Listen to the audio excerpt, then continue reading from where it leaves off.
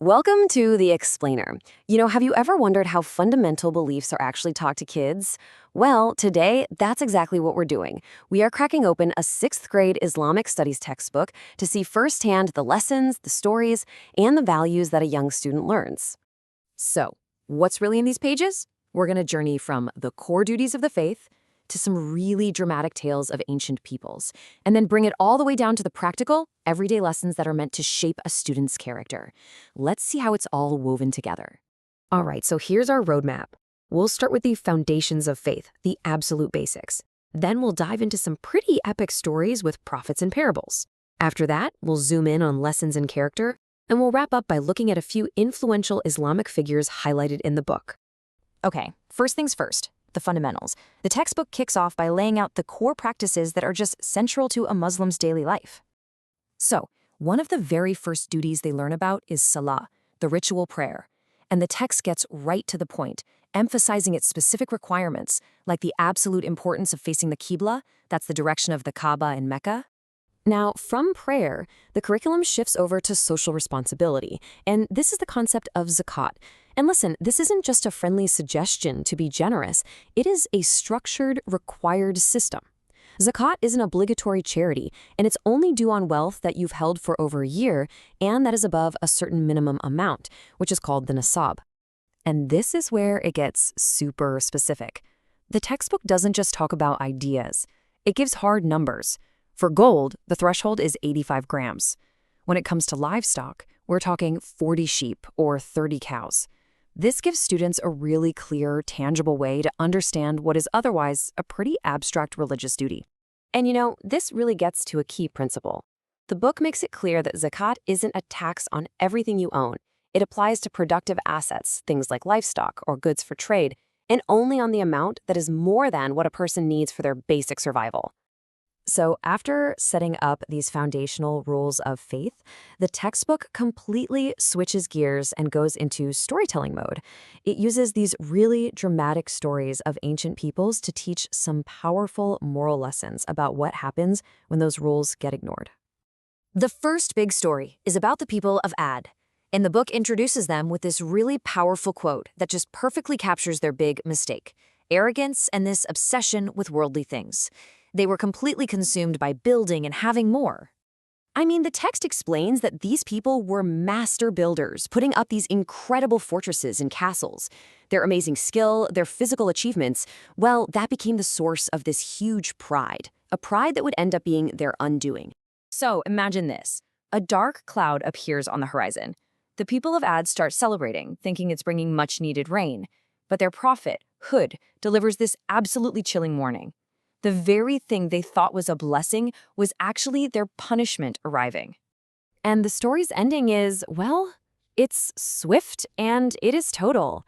A terrible wind, as the book describes it, just raged for 7 days and 8 nights straight.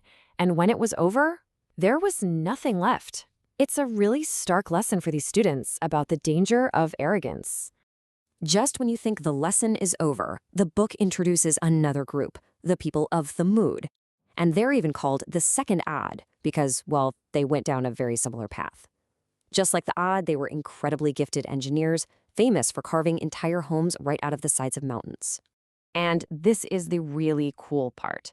The textbook shows students that the proof of their skill is still around today. These are actual photos of the ruins of their capital city.